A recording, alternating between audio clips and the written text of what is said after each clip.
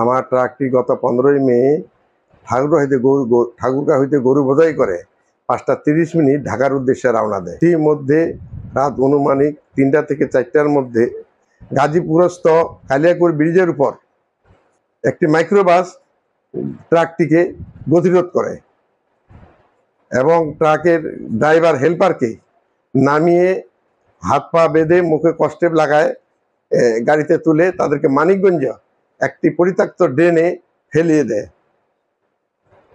স্থানীয় লোকজন দেখতে পেলে তাদেরকে হাসপাতালে নিয়ে চিকিৎসা দেয়। এইদিকে গাড়ি এবং গরু সহ অদ্যাবধি গাড়িটার কোনো সন্ধান পাওয়া যাচ্ছে না।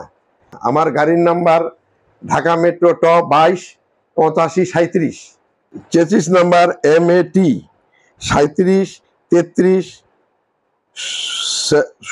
70 J2R18565, engine number 697TC 69HRY 108416।